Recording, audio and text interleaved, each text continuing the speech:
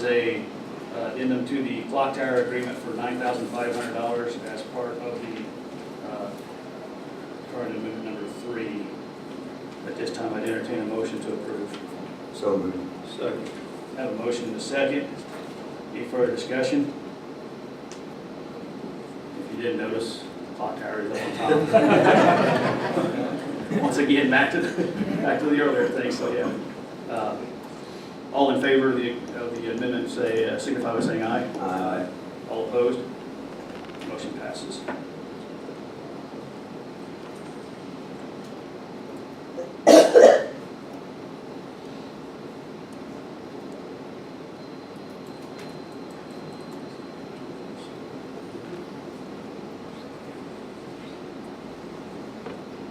Moving on to Brant Construction change order number 3.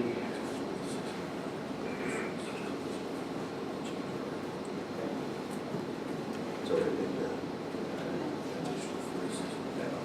done. It's for a $4,612 change, which has already been taken care of, but has not been through the past the board. So at this time, I'd entertain a motion for the agreement change order.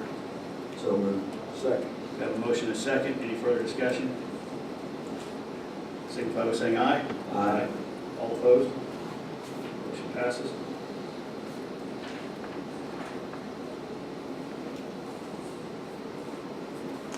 Next up is Deckard Engineering Surveying and Work Order Agreement.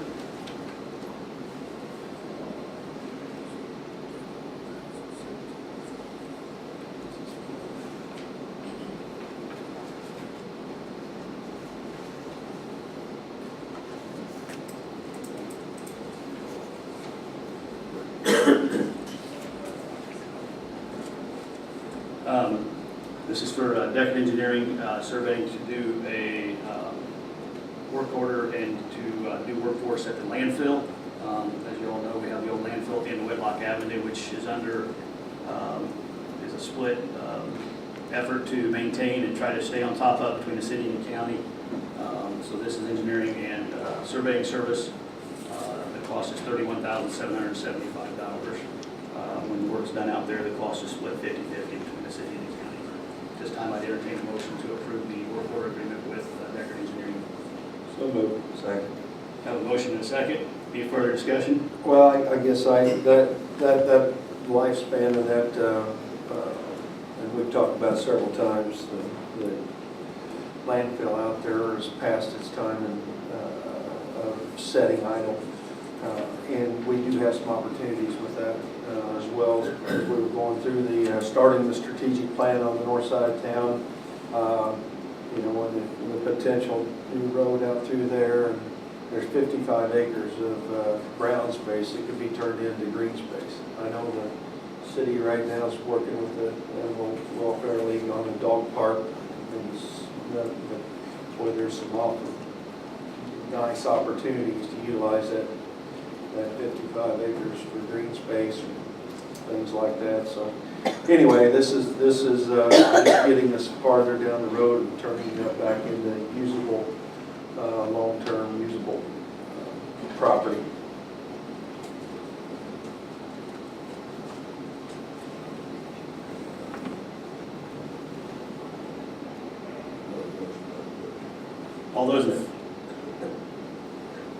All those in favor of the agreement at $31,000,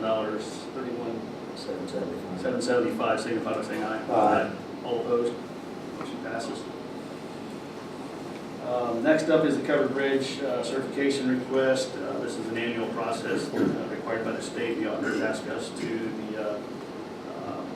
certify the affirmation is a true number, and this time I entertain a motion to do that. So moved. Second. Have a motion and a second. Any discussion or questions? All in favor, signify by saying aye. Aye. All opposed? They do have money now to, they're starting to redo that bridge out there. Oh, cool. All right. Next up is Resolution 2018-7, expansion of Montgomery County Regional Sewer District boundaries. And I'll let Dan talk to this. Yes, your regional sewer district has requested that you approve the expansion of their territory to the north and west. And in order to add an area that they believe that they can serve, which would extend west from their current boundary, basically to Walnut Fork Creek high water mark, and it would travel south and eventually tie into their boundary on the due west side near County Road 200 East and 200 South. And so this, they cannot expand their territory without your approval. And so the sewer board has approved this, and this resolution would provide your approval to them and would authorize Mr. Fullwider to sign any documents necessary to be submitted to IDM in order to show that support. This time I'd entertain a motion. This is the resolution, one-time reading for 2018-7. Move to approve resolution 2018-7. Second. Have a motion and a second. Any questions or discussion? This moves that east boundary, West. well, it moves it, they're talking about moving the east boundary south as well. Is this just address that very east side? Or west side, very west side. Just it moves the west boundary to Walnut Fork Creek, high water mark all the way down to 200 South. It doesn't do anything to the east. I don't know, the sewer board can always request that, but they just have not yet. Gotcha. Okay. Any other questions? I had the motion here, but I can't find it. Okay. It was to the Walnut Creek. Yeah, right, okay. Mark, right, your question. All in favor of resolution 2018-7, signify by saying aye. Aye. All opposed? Motion passes 3-0. Next up is county health insurance contracts. Stack up. You've seen them all, right? Yeah. They are in order. We're going to approve them all at once. So, yeah. Everything on the same They're not very interesting. Insurance contracts, what do you expect, right? And these are just Contracts that allow your third-party administrators to have the services they need to provide your employees the services they need, and so it's just a bunch of those. Again, you've already done one round, this will be the second. So at this time, I would you have the list on the paper there. I'd entertain a motion to approval of the contracts for the health insurance agreements. So moved. Second. Having a motion and a second. Any questions or discussion? All in favor signify by saying aye. Aye. All opposed? Motion passes. I'll sign it.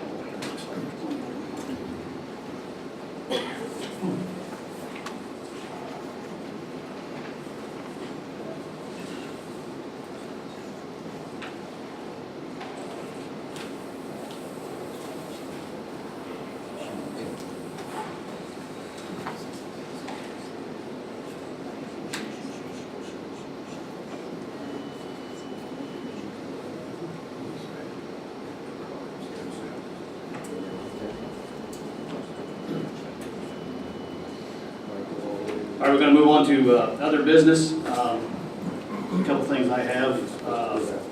We've heard a little concern this morning in reference to one of our county roads that we're using as a bypass. With this being a factor, and although I haven't been on that road very much, I can highly imagine the traffic's going through it. We'd already talked about that prior to, knowing that it's probably going to increase dramatically. So at this time, I would make a motion that we suspend our rules so we can take some action on this today.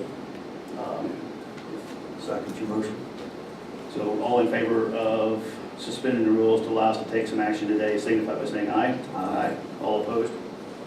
Okay, so moving on with the thoughts here, just out of the gate, I don't think it's something that we may be able to address everything today and get completely, but I think probably a good first step would be to take effect immediately today is to make a motion to reduce that speed limit and have the highway director post some temporary signs of reduction of speed until after the state highway 47 opens back up. So What distance of road are we speaking from where to where?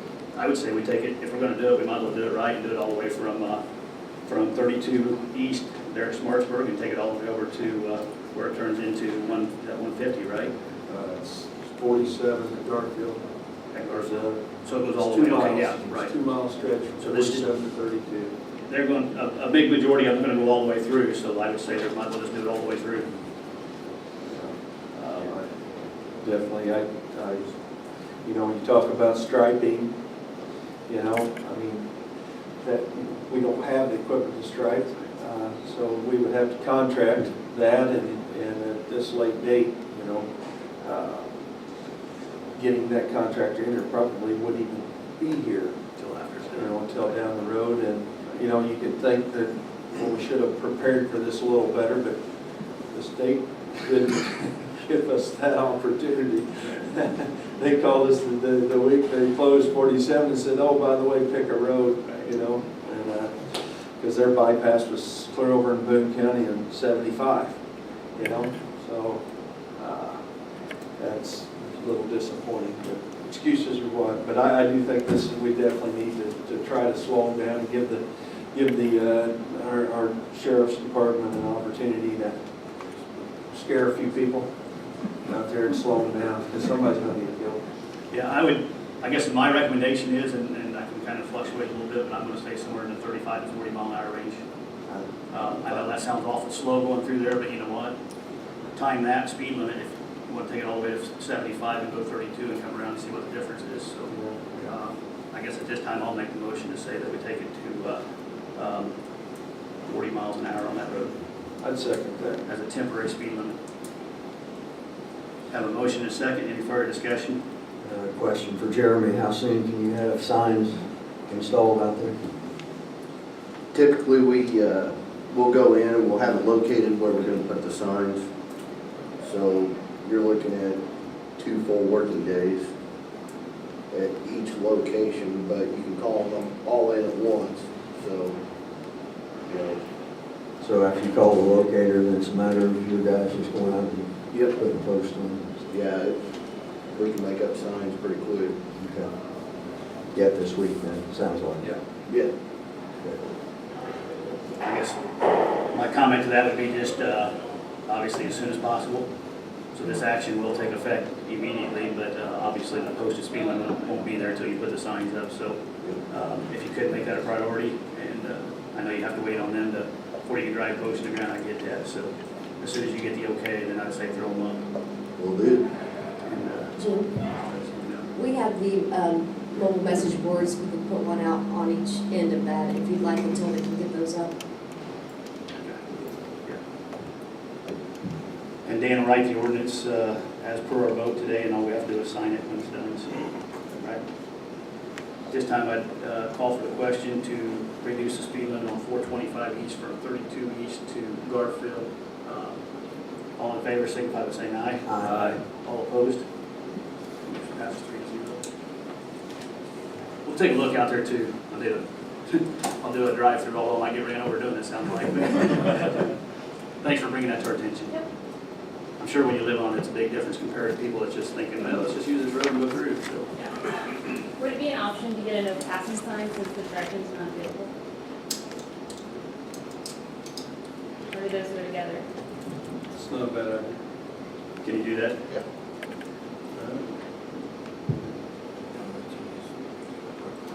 Okay, Dan says that's your protocol, so if you can do that, that'd be great.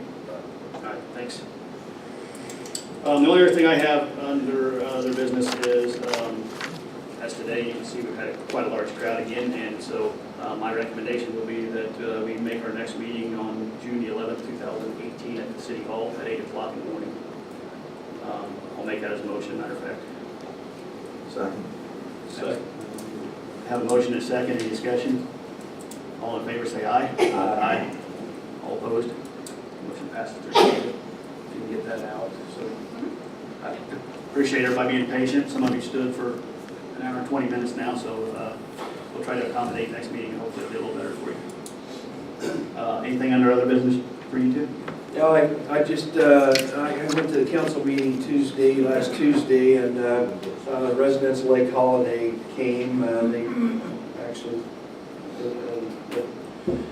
would have preferred to come to the commissioners meeting, but the way it fell here. They asked for some help on their roads out there. Most developers build the roads, the infrastructure to our county specs, and then turn them over at the end, with the intent to turn it over to the county after their construction's done. That was not done years ago with Lake Holiday. As we were sitting there wasn't a whole lot we could do with that. The discussion around they need to fix their roads up to standards, and then they could turn them over. But I asked Dan about doing individual roads. Around the lake itself, there's 4 separate roads, a couple of Native American names and an English name and whatever, and do those in sections. And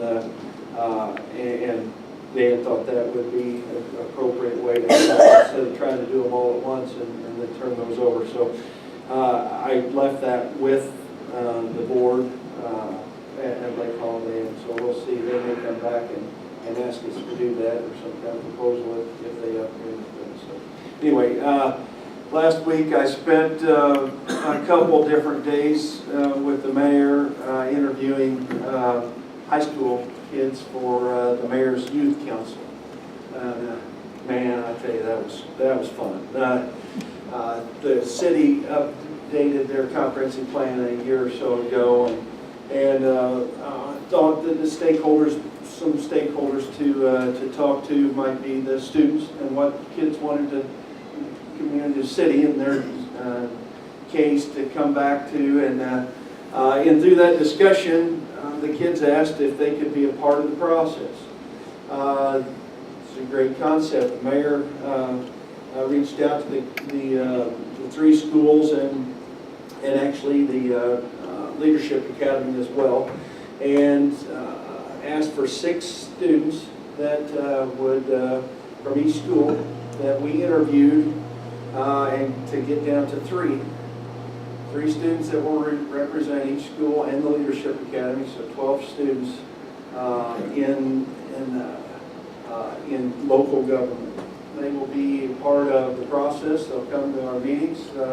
They will take anything that we have first reading, and they will address it amongst themselves, vote on it, have a recommendation, come back to our board here in the city council, and report back what their vote was and their reasoning, and obviously, it's just input, and sometimes we'll agree with them, sometimes we won't. But anyway, involvement with the kids in the process, and boy, after interviewing these young people, our future's bright. If we can just keep these kids here, we've got good ones.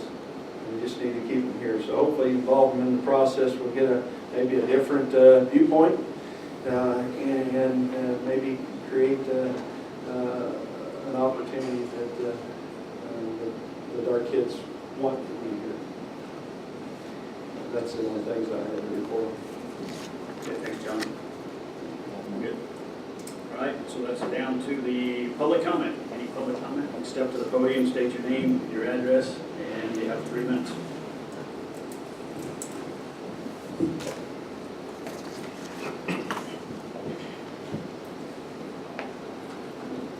My name is Bill Molly from Montgomery. I live in Montgomery. I want to clarify some things. Regarding the terminology, participating landowners and non-participating landowners, we did not write that. My understanding is that the wind companies wrote that terminology. We speak for the non-participating landowners for health and safety. The participating landowners can choose to give up their rights for health and safety.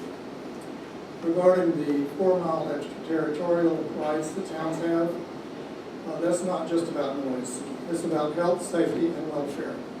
That's in the code. They can help protect their aquifer, their water quality. They can help protect their children at schools that are not in the town but nearby. They can protect their children from flicker, from falling blades that might hit them in the schoolyard. Besides noise, you have vibrations. Vibrations is a big problem, and all of that affects sleep deprivation. So there are a lot of health issues and a lot of issues related to the 4 mile extraterritorial. Regarding Taylor's comments, I appreciate your opinions. You have had the opportunity, all of you have had the opportunity to speak with Stephen Snyder on all these issues. He is the expert in this area. And we will consult Stephen Snyder going forward, as we have. I have not changed my opinion of the Fourth Amendment. Anybody else?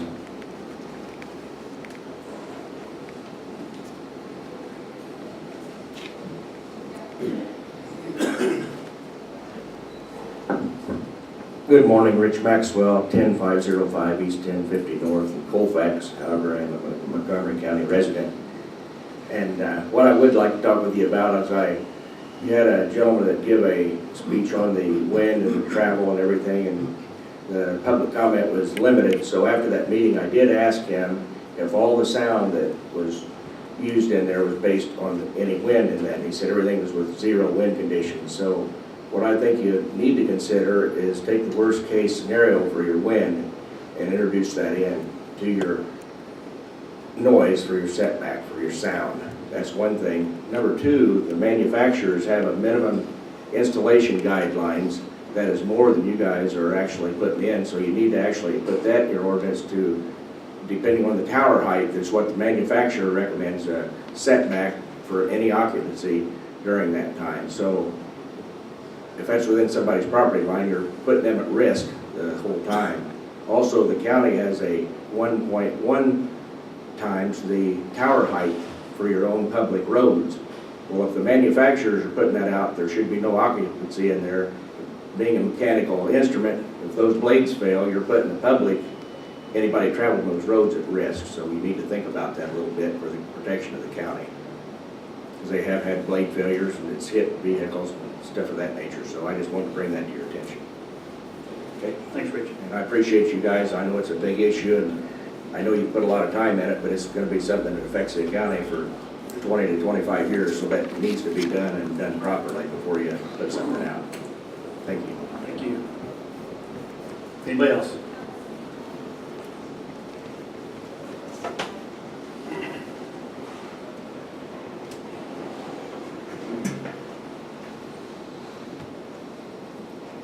Rick DeWitt, rural Montgomery County. Again, I'd bring before you the resolution that was presented before you earlier in the year, that you would consider that. Thank you.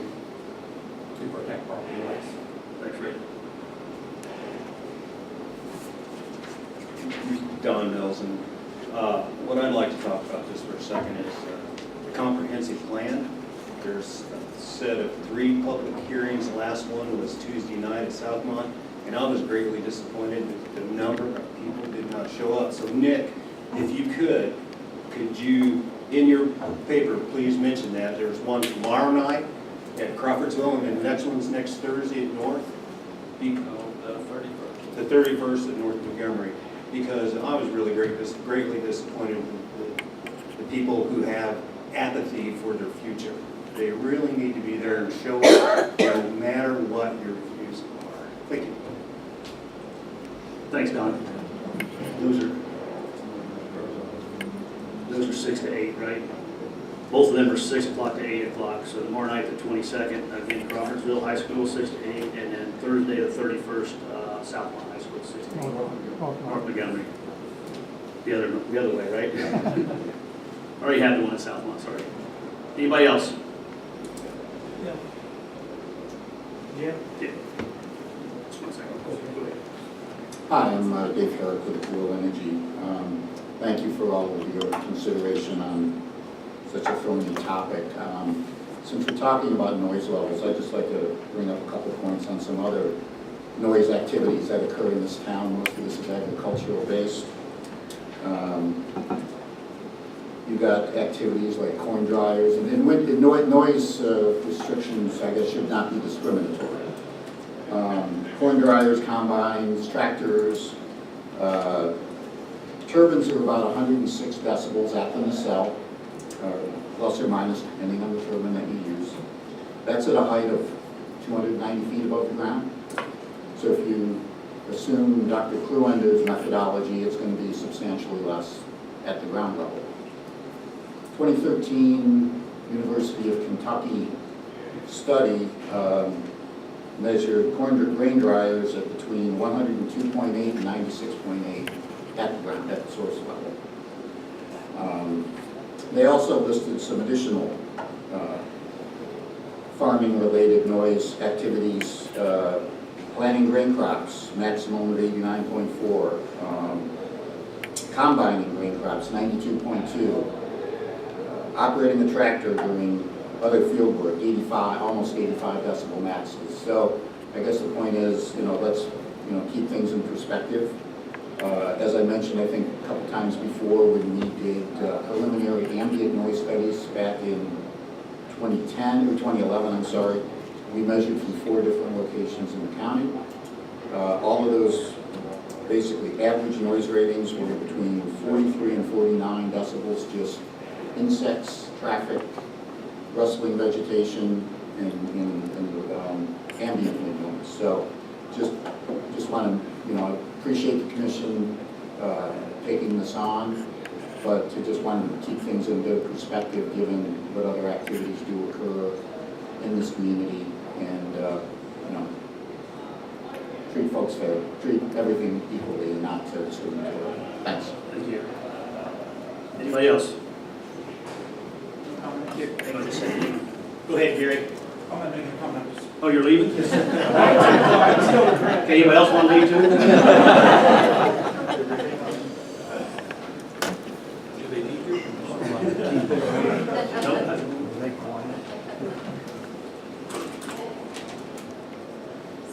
I'm Gary Good, northern part of the county councilman. I want to go on with Don, this public economic, this plan for the county is so important, and it doesn't matter whether you're for or against zoning, you're for or against planning. It's important to come to the meetings and voice your opinion. Boycotting, disrupting the meetings does nothing except for it will probably diminish your position. If you think of, and I said this in the council meeting, if you think of this as a television screen and all the residents of Montgomery County are a pixel. If you only get a few pixels, and if it's Crawfordsville because it's the highest density, or where all the information comes from, that's how the plan's going to be made. If you fill the television screen full and all the pixels light up, then these people that are doing this study will have a better idea of how that plan ought to be. So everybody needs to just voice their opinion as to what they think, whether they're against it, for it, what they want, and get a plan that's about the people of Montgomery County. Thank you. Thanks, Gary. Anybody else? Okay, hearing none, I'd entertain a motion. Huh? I'd entertain a motion to adjourn. I'd like to, just one clarification, I'd just like to ask Dan, I referred earlier in my comments about changing the rules before building permits were filed for the wind energy folks. Can you explain why that was factual, why that is we do have that opportunity? We can change what? We can change we can enter these ordinances that affect wind energy until the wind energy folks have filed. Yeah, if you have zoning, then you can obviously change your rules as to what you allow. But once any developer, not just wind, but any developer obtains a building permit and that permit is granted, then the rules in place at the time the permit is granted is what governs that project in the future. Otherwise, there's a concept called vesting, which is statutory, and it just basically says after a landowner, a developer, or someone with interest in land gains a license from the government to change something, you can't change the rules on them in the middle of the game. Once they've started investing money, then they're locked in. Well, I've had people argue with me in that fact, and stated it like it was fact, and I just wanted you to make sure that. Thank you. Sorry. No problem. Anything else? Okay. And at this time, I'd entertain a motion to adjourn. Sure. We're adjourned. Thank